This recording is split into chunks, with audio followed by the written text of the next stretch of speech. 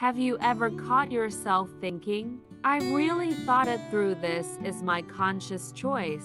And then sometime later you look back and think, why did I even decide that? We love to believe that we control everything, our decisions, our judgments, our opinions. But the truth is, our brain very often makes decisions before we even realize anything at all. And then it throws in a logical explanation, and we say, yeah, that's right. That's exactly what I wanted. And it's not because we're stupid, it's because that's how the system works. We run on autopilot more often than we think. The brain is not about objectivity, it's about survival, fast reactions, saving energy. And you know how it does that?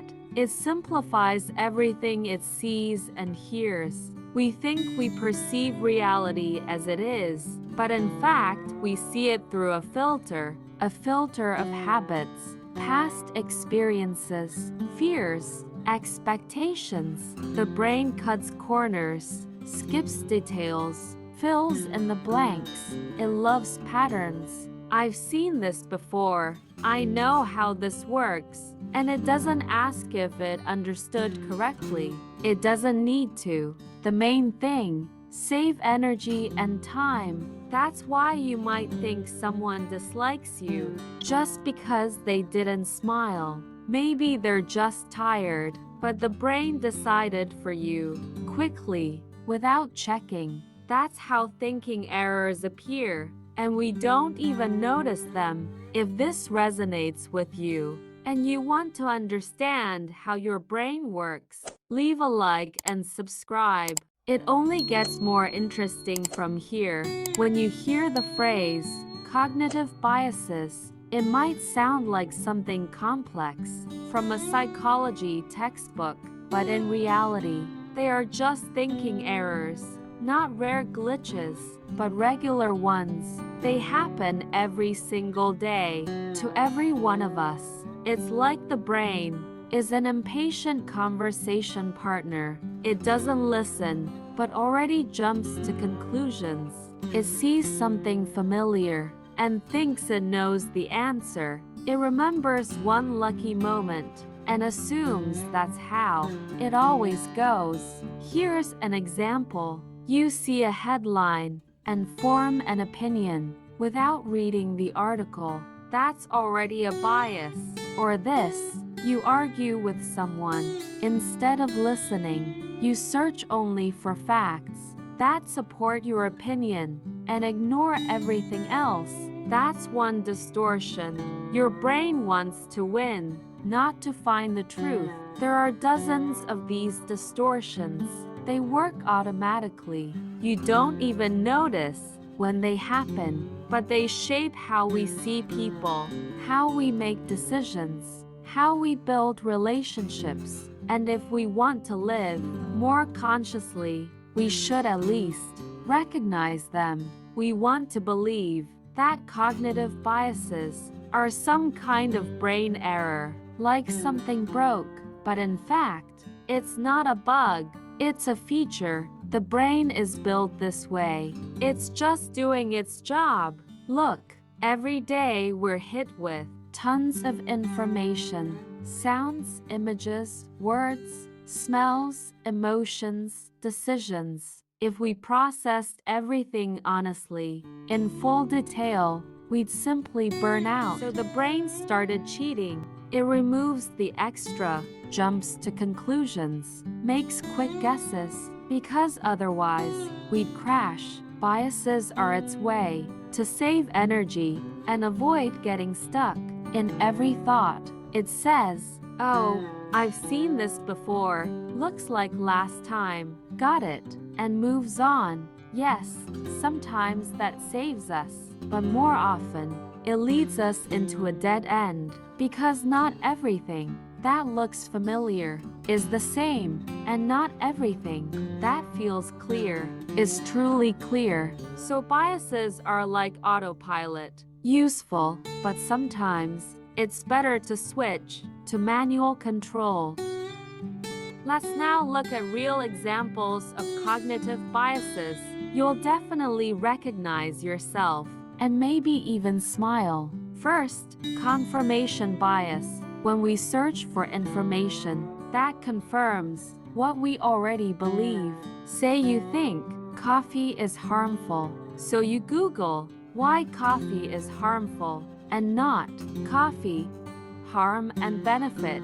Of course, you find articles that support you, but that's not objectivity. It's your brain just wanting to be right. Second, halo effect. It's when one trait of a person outshines the rest. If you like someone's vibe, you assume they're smart, kind, reliable, even if you barely know them. That's the halo, like a glow that hides the real picture. Third, survivorship bias.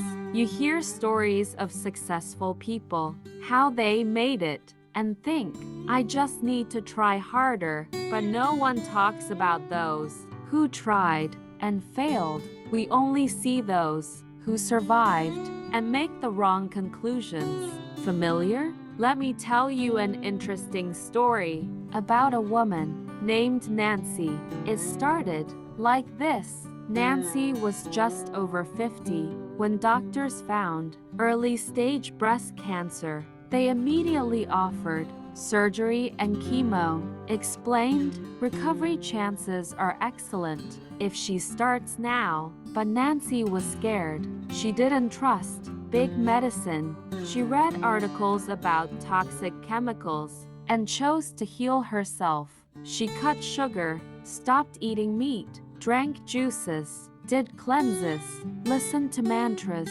She believed nature and thoughts would heal her better than doctors. A few months later, the tumor shrank. Doctors were surprised, but noted the result. Nancy posted a video. I healed cancer without chemo. She shared her story everywhere online. People called her a woman of strength. Thousands wrote thank you messages. She became a symbol of the natural way. Then came Sarah, Nancy's friend. Same diagnosis, same stage. She was inspired by Nancy and also refused treatment. 1 year later, Sarah was gone. The cancer spread too fast. Nancy is alive. Sarah is not, but online. Only Nancy's story. Only she says, I beat cancer, and that is survivorship bias.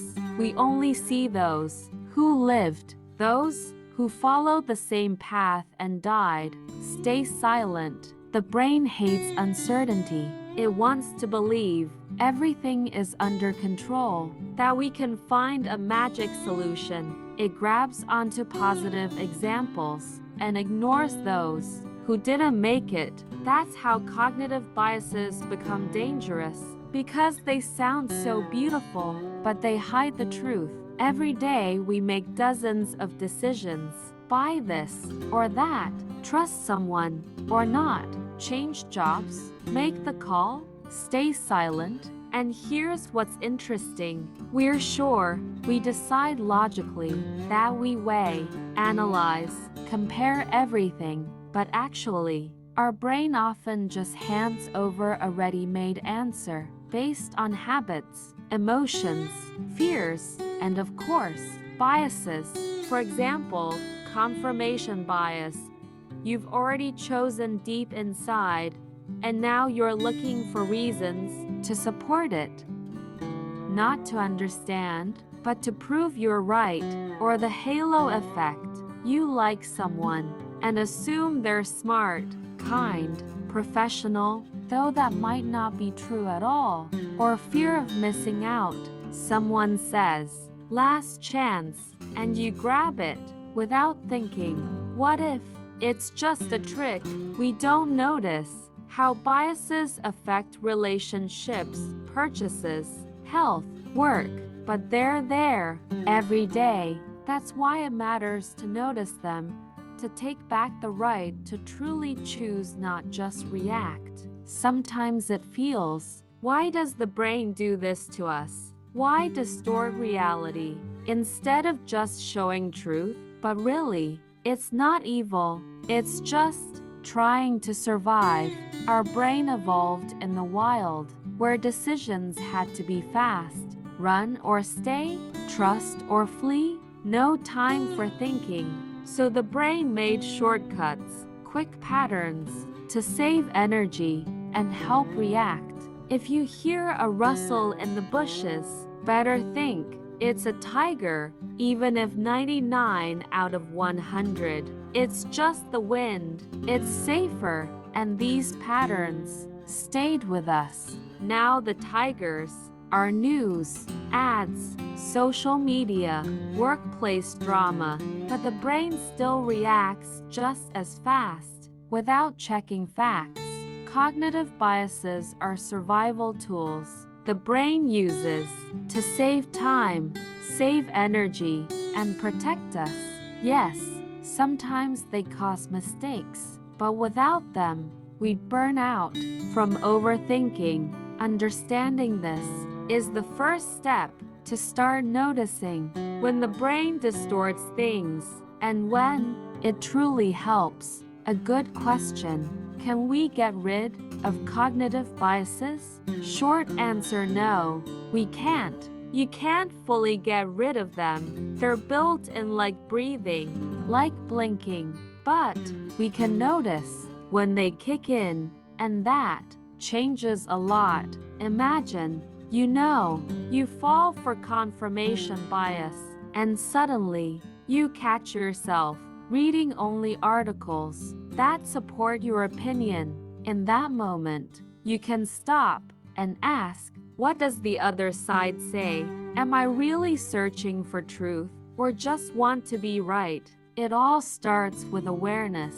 No need to fight your brain. It's not the enemy, but you need to learn to question thoughts. Yes, it takes effort. Yes, sometimes you'll admit you were wrong, but it's a step towards honest relationships, better decisions, and a life where fear and habit don't rule. You do, so don't push biases away. Just learn to face them. 9. Noticing your biases is like learning to hear a quiet background noise. It was always there. You just didn't notice it. Step 1. Slow down. Biases show up when we act on autopilot. Emotions spike, reactions follow. But instead, pause and ask, why do I think this?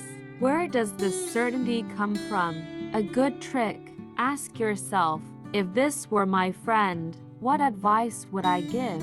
It helps you see clearer. Another tip: seek opposite opinions. Even if you disagree, just listen. It trains the brain to stop grabbing the first convenient thought.